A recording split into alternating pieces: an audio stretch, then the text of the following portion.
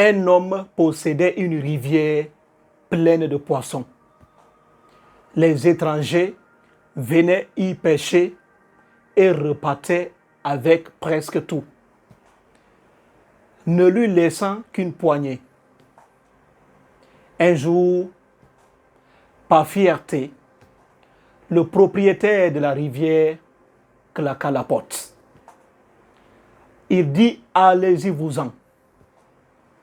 Nous ne voulons plus de vous. Il finit par chasser tous les étrangers qui venaient pêcher dans sa rivière. Il resta seul sur la berge, contemplant l'eau grouillante de poissons. Des jours passèrent. Son ventre restait toujours vide, car il n'avait jamais appris à pêcher. Fâché, ne pouvant pas exprimer sa colère, un vieux sage s'assit auprès de lui. Il lui dit ceci: c'est ton plein droit de dire aux étrangers de partir. L'eau t'appartient, c'est pour toi. Tu as un droit absolu sur ça. Mais ton seul problème, tu ne sais pas pêcher. Pouvons-nous posséder une rivière pleine de poissons sans savoir comment pêcher? Le vieux sage lui dit encore ceci: tant que tu n'auras pas appris à installer tes propres filets, ta rivière pleine de poissons te laissera aussi le ventre vide que les pilleurs le faisaient.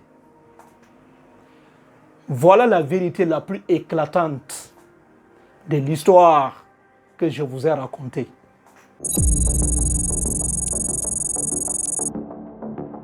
C'est une très bonne chose. C'est une décision importante. Le contrat était vraiment un contrat léonin. Nous étions perdants sur plusieurs plans de la question.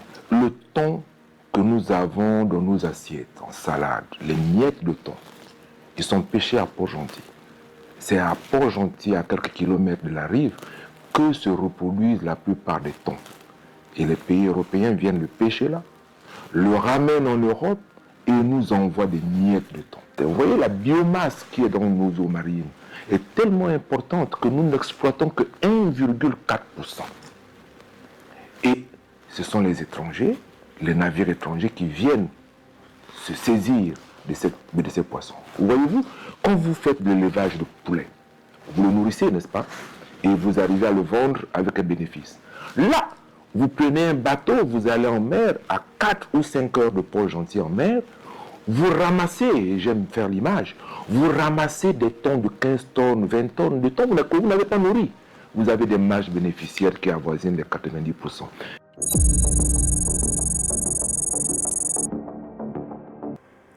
Les autorités gabonaises viennent de défier complètement l'Union européenne, refusant de renouveler l'accord de pêche. Les autorités gabonaises disent clairement que cet accord est un accord déséquilibré et humiliant, qui ne respecte pas la souveraineté du peuple gabonais. Donc, nous ne pouvons pas renouveler, parce que cet accord est humiliant et déséquilibré. Voilà ce que les autorités gabonaises ont dit. Quelle est la plus grande leçon de sagesse qu'on peut en retenir? La sagesse est comme un vent doux qui ravive le feu sacré de la vie. Je ne suis ni détenteur de la vérité, ni détenteur de la sagesse. Je suis un éveillé qui voit clairement les choses, car le monde est aveugle. Rares sont ceux qui voient correctement la réalité du monde.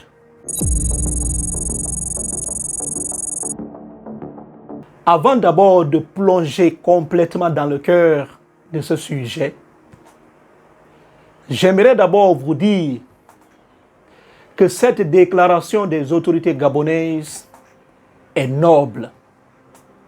Cette déclaration contient une vérité éclatante que la sagesse ne peut pas balayer.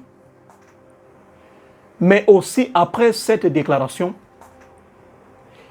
il y a tout un monde à reconstruire. C'est la suite de l'événement qui est très intéressant après avoir dit non.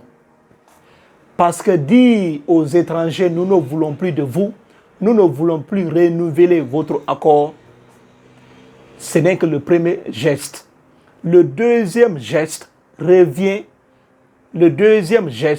vient après avoir dit non aux étrangers.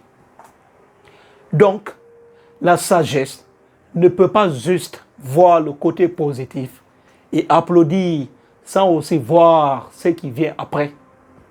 Les deux cohabitent ensemble, que nous allons développer tout au long de la vidéo.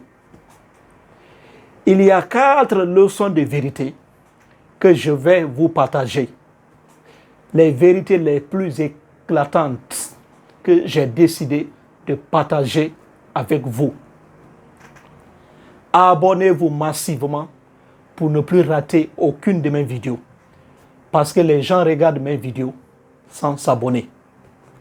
Abonnez-vous, abonnez-vous encore et encore. La première vérité de sagesse,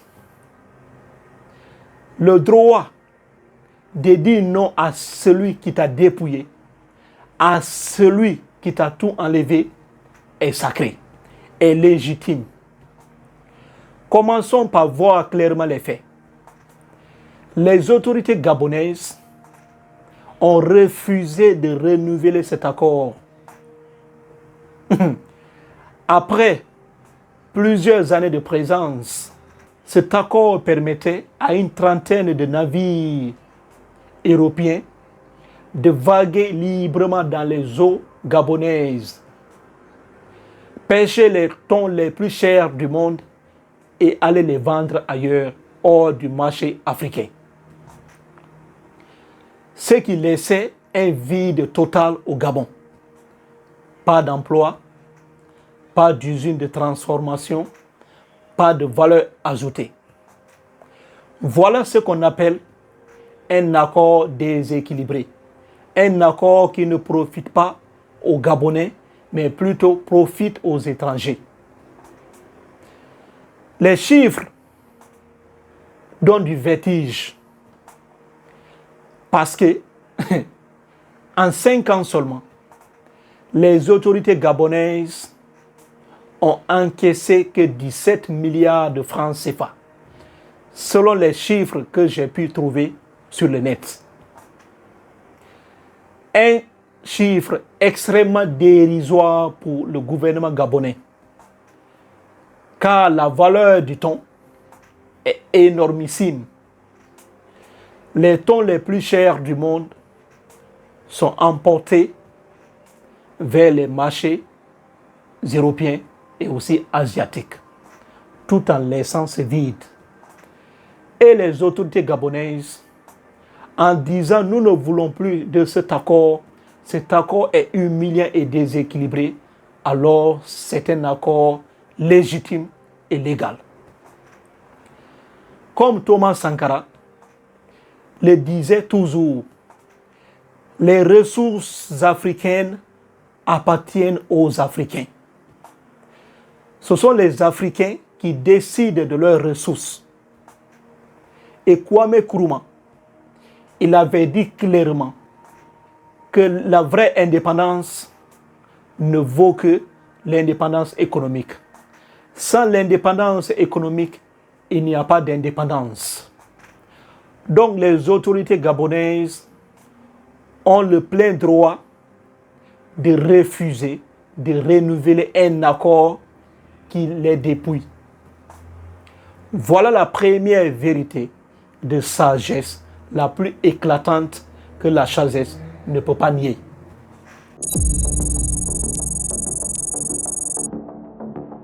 La deuxième vérité de sagesse la plus éclatante: refuser le filet d'un autre ne remplit pas le tien.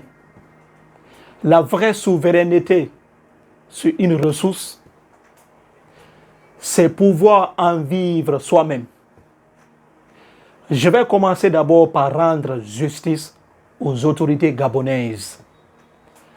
Les autorités gabonaises ont une très belle intention en disant clairement que nous voulons créer d'emplois chez nous. Nous voulons employer les jeunes. Donc cet accord nous diminue. C'est un accord humiliant parce qu'il n'y a pas d'emploi, il n'y a pas de valeur ajoutée. Nos jeunes sont au chômage. C'est une vérité éclatante que la sagesse ne peut pas nier. Les autorités gabonaises ont bel et bien raison dans ce sens. Mais le plus choquant, c'est ça qui vient après. Parce que la sagesse m'oblige à retourner la pierre. La déclaration et les actes sont deux choses différentes. Les intentions sont bonnes. Les intentions sont bonnes. Mais la réalité raconte toute une autre histoire. Car entre la déclaration et les actes, il y a un océan qui les sépare. On a l'océan Pacifique. Parce qu'il reste énormément beaucoup de choses à construire. Parce que chasser un étranger dans tes propres eaux ne remplit pas ton assiette en poisson. Regardez bien les faits. L'étranger est parti. Mais il faudra bâtir. Il faudra construire des flottes. Il faudra former les ingénieurs. Il faudra disposer des technologies modernes. Il faudra contrôler tes propres eaux. Ce qui est extrêmement difficile et qui prend du temps. Ça ne se fait ni en un mois, ni en un an, ni en 2 ans. Cela prendra énormément d'années, peut-être en 5 ans ou en 10 ans. Donc, vous avez le plein droit de dire aux étrangers de ne plus pêcher dans vos rivières, de rompre l'accord, de ne plus renouveler un accord. Mais, refusant de renouveler un accord, cela ne met pas le poisson dans votre assiette. Voilà l'une des vérités les plus éclatantes que la sagesse connaisse. Vous avez le plein droit, chose faite, mais il faudra bâtir.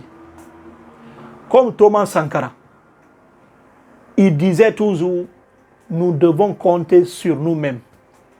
Mais compter sur nous-mêmes, ce n'est pas dans les décrets, c'est dans les actes.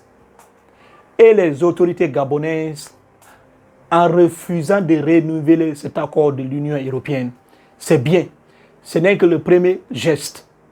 Maintenant, le deuxième geste continue maintenant à construire. Il est facile de dénoncer, mais il est plus difficile de construire. Voilà la vérité la plus éclatante que la sagesse connaisse.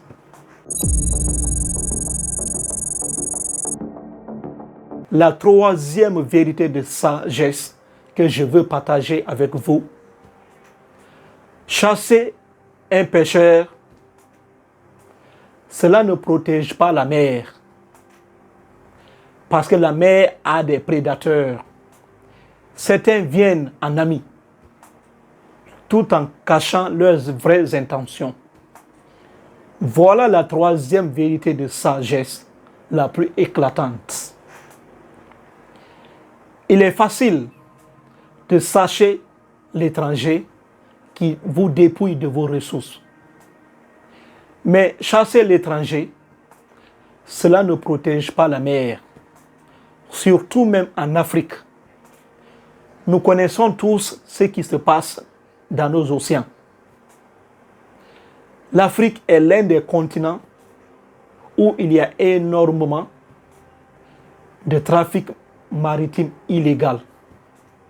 Des flottes fantômes viennent un peu partout dans le monde.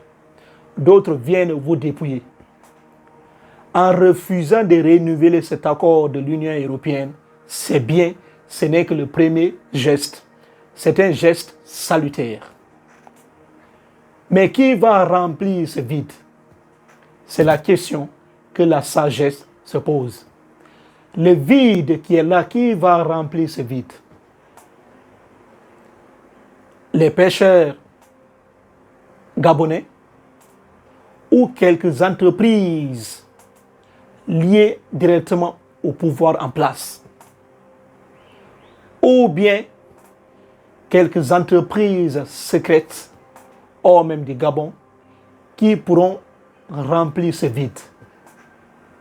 Parce que la sagesse m'oblige à voir tous les angles. Chasser un étranger qui dépouille de vos rivières, c'est votre droit. Mais qui va remplir ce vide? C'est la question qu'on se pose. Et voici l'une des vérités les plus éclatantes que la sagesse connaisse. Je vais aussi voir votre réponse en commentaire. Qui va remplir ce vide? La quatrième vérité de sagesse que j'ai voulu partager avec vous, la vraie souveraineté sur les ressources se mesure avec qui elle nourrit. Les pêcheurs gabonais, quelques-uns, ou les élites du pouvoir, et aussi ce qui en reste pour les générations futures. Voici une vérité éclatante que la sagesse m'oblige à détailler. Parce qu'il y a deux questions ici que nous devons répondre. Après avoir chassé l'étranger, refusant de renouveler l'accord, c'est bien. Mais à qui vraiment cette souveraineté va-t-elle profiter? Le petit pêcheur gabonais qui vit dans sa petite pirogue, qui arrive très difficilement à vivre de sa pêche, ou bien quelques-uns de vous liés directement au pouvoir? C'est la question qu'on se pose. Et aussi, que restera-t-il pour les générations futures? Parce qu'un vieux qui disposait d'une rivière riche en poissons, il le vida très rapidement par avidité, sans laisser aucun poisson pour les générations futures. Lorsque ce vieux mourut, ses enfants héritaient d'un lac déjà mort, pas de poissons. Que restera-t-il pour les générations futures? C'est la question que la sagesse se pose. Allez-vous revoir l'accord de partenariat avec l'Union européenne clairement et gagner un peu?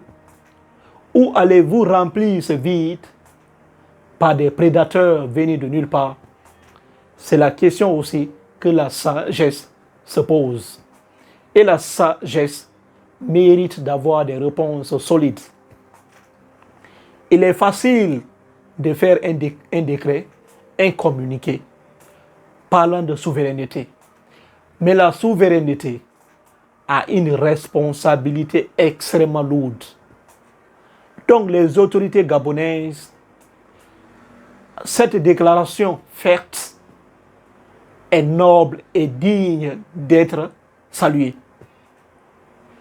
Cette déclaration gabonaise est noble et mérite notre considération. Cela a toujours été le souhait de Thomas Sankara et de Kwame Nkrumah. Donc les autorités gabonaises, en faisant cette déclaration, Si cette souveraineté profite aux pêcheurs, mais aussi profite à la génération future, alors le Gabon aura gagné complètement dans ça. C'est ça le plus important. Et l'histoire nous donnera raison ou non. En 5 ans ou bien en 10 ans. C'est bien, l'intention est salutaire. Laissez-moi en commentaire ce que vous en pensez parce que j'ai vraiment hâte de vous lire. Merci et merci. Prenez soin de vous.